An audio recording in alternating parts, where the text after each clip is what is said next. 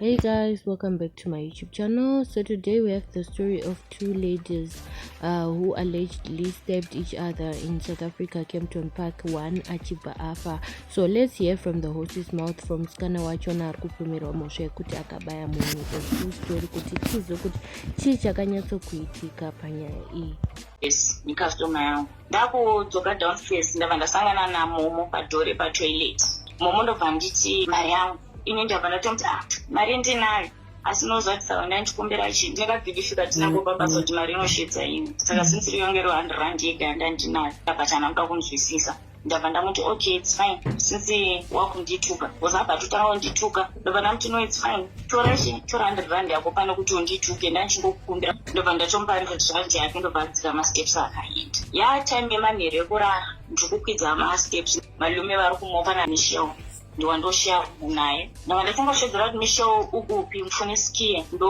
momoka akabva abuda pamene takabuda murumu rechi2 here rechi3 patakabuda padhuze ndobva tongo yakananga pandiri ndichisaina payapaya ndobva andipusha ndobva tatotanga kurwa payapaya ina ndinazvona kuti andivhura nebanga ndobva atiza ndinatozvibvunza kuti ko ari kutize kozana kufila kuti anditase andibaya nebanga kozi ndandichiri ndakarwa ndichiveva like atiza manya ndibaterwana namalume komenti ndakazobva neava pakuti uri kubuda ropa kazi malume wabva manya ndasitesuna ripoti ndabva ndateera ndikumashure ndatema ndabuda panze ndasvika achitorohwa namwasikana vava vachina vachitomutuka like vangomupotsera nemabhodhoro saka ndabva ndaiswedera padhuze ndobva atokontinya kozanga chiri nebanga reyara muruoko ndobva ndiveza futi pechi2 up anje hapana kuzoita ndakaswa masiti tangoiswa kumusana uchidzamara ndabata banga reya nemaoko ndopandakanonga bhodhoro ndabva ndatanga kuita se mubaya nebhodhoro ofichi pana vamubaya kumusana uku vazoseparatwa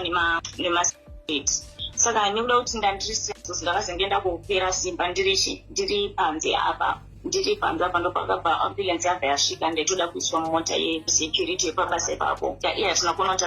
akaenda kuti kozi ndiye akapfutisa kosi papafonerwa polisi saka nyinyi time yandakazoenda kuchipatara ndobva ndasvika momo ari omwe akagara nemapurisa ndandiri pauche ndatoiswa kuroom same time ndobva ndatotanga kusito ndatangaiswa mastem card infact before ndisati ndaiswa mapurisa ndobva tanga kufunza kosi pazotora dzinenge 5 minutes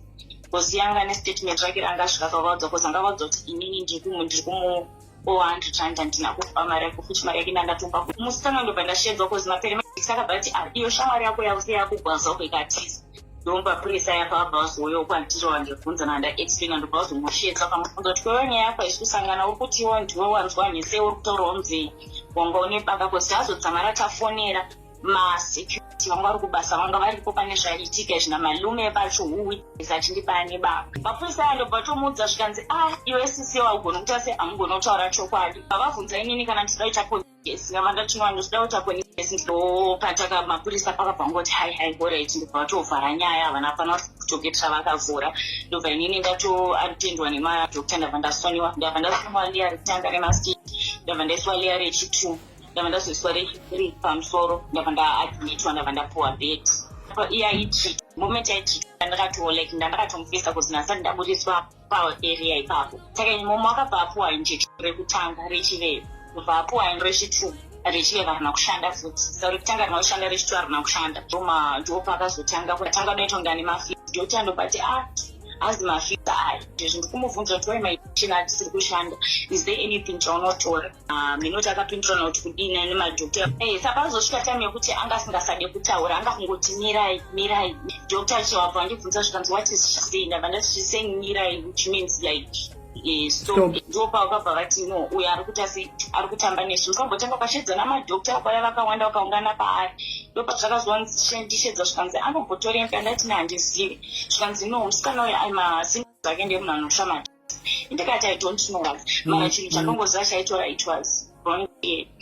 iyo ndobva vati it's also part of zichiva chitaura tozamada waonesa kuti munhu uyu tinoti like ndorara naye muroom tinongoonana mubasa but tatisina that close relationship ndatosha kuti chii exactly chandaita chaita kuti ndimutsango sezvokutambude panze munotenga bango odzoka muri kuundastanda kuti ayo ndibaya plus andimirire kuti andibaya ndobva vatanga kuda kumurudzisa ndokatanga kumumwisa this other black thing chavakatanga kumumwisa ndobva atanga kurutsa time yaitorutsa achimuka like achiti akamborutsa ombozorora ndopaakazoiswa paoxygen ndopavandishedza kuti kana une hama yake aunoziva vaudziva muvigire hembo futi uri kuona kuti maoko yache akapfeka sei. Ndaisa iri voice note ndichikumbira vanhu vari kubasa kuti kana pane anyone anoziva kunoku vaudzawo condition yaari. It was Saturday pavakazouya nemabhanana vachiya nemabhanana nechitatitigirira zvinhu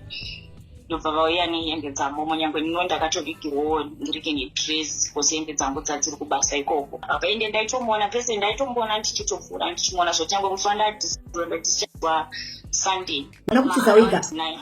ndina kutiza all that proof is there. Ukatiswa kuchipatara kutengesawo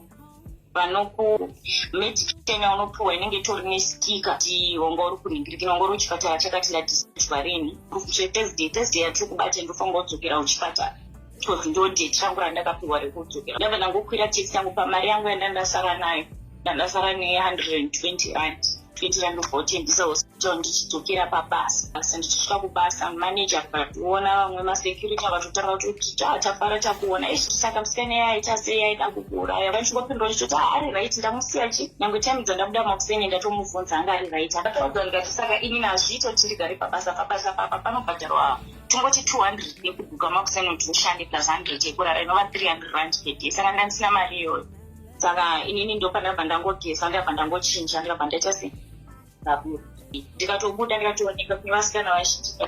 ndakatooneka zhinji vacho vari kutozviziva kutoti amaraundi kuti nyange kufonerwa kuti mapurisa ati ari kunditsvaga kana kuti kuonawo mapurisa achisvika pandiri but hapana kana kuti hama dzakewo since iye anga avhura kesi kuikaita sei ikarambwa. Ini ndakazoita zvekudzwa kosi pandakadziswa kuhospital musi Sunday ndakasiya momo anga aripo momo anga asati ashaya.